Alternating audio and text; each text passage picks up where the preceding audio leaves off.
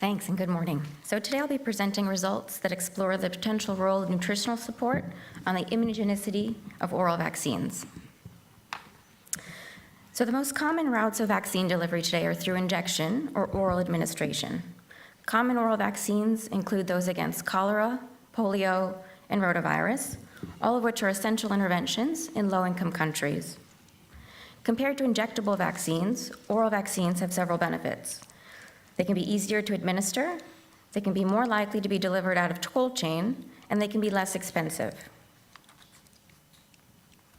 While the benefits of oral vaccines make them attractive for large-scale use, they've curiously been shown to be less effective in low-income countries than in high-income countries. This finding is relevant to all oral vaccines, but here we see an example from oral rotavirus. On the left, you'll be looking here at the vaccine efficacy, and then across the side, you'll be seeing clinical trial results. In black and on the left are results from low-income countries, and on the right, in blue, are trials from high-income countries. And you see that in the vaccine efficacy in low-income countries, such as Ghana, Mali, Kenya, and Niger, range from 18 to 61%. In contrast, in high-income countries, including the United States, countries in Latin America, and in Europe, vaccine efficacy ranges from 72 to 98%. The lower vaccine efficacy that we see here may be due to lower immunogenicity in low-income countries. So several mechanisms or hypotheses have been proposed to potentially explain the lower immunogenicity in low-income countries.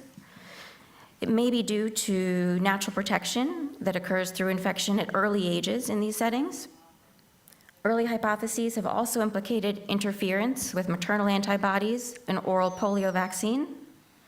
More recently, there have been new hypotheses that suggest that nutritional status and gut health may also play a role in immune response to oral vaccines. Of these possible hypotheses, we considered nutritional status to be a promising and actionable mechanism through which immunogenicity may be improved. Studies have shown that both micro and macronutrient deficiencies can impair various components of the immune system, and other studies have shown that nutritional deficiencies early in life actually are associated with reduced immune response later in life. Recognizing the need to identify boosters of vaccine efficacy in low-income settings, we designed a study to assess the effect of nutritional supplementation in pregnancy on infant immune response to oral rotavirus vaccine. The study was a cluster randomized trial nested within a larger efficacy study.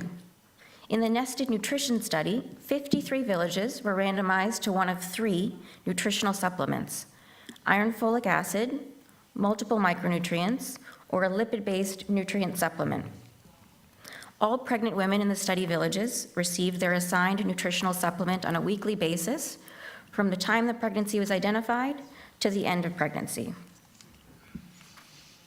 Children of the supplemented women were eligible to be included in the larger vaccine efficacy trial, in which they were randomized to receive the vaccine or placebo at 6, 10, and 14 weeks.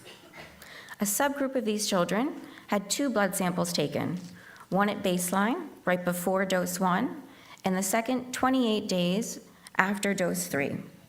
If a child received 3 doses of vaccine as per the protocol and had 2 blood samples taken, they were included in this immunogenicity analysis. Here we see the study interventions, the nutritional supplements that we were provided in the study. So as a reference, on the left, you'll actually see the United States recommended daily allowance for pregnant women as a reference. The first supplement that we gave was IFA, or iron folic acid. This was a tablet that included the standard dose of both micronutrients at the level recommended by the Niger National Protocol. The second supplement that we used was a multiple micronutrient capsule that included 21 different micronutrients.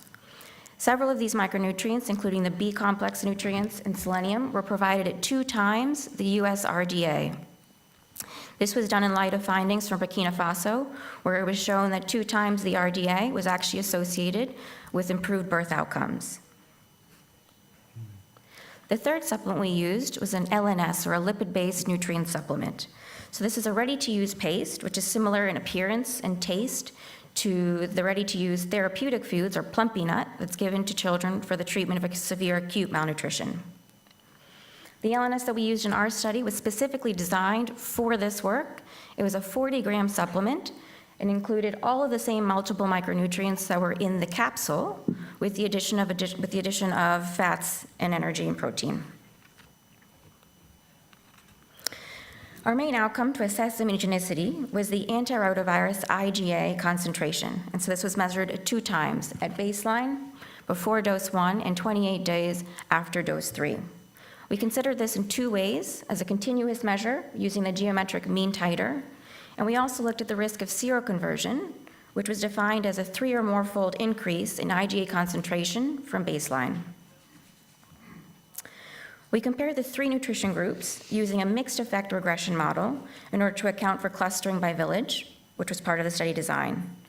We also hypothesized that the supplement effect may vary by certain maternal characteristics, and so we explored interactions using the same regression models.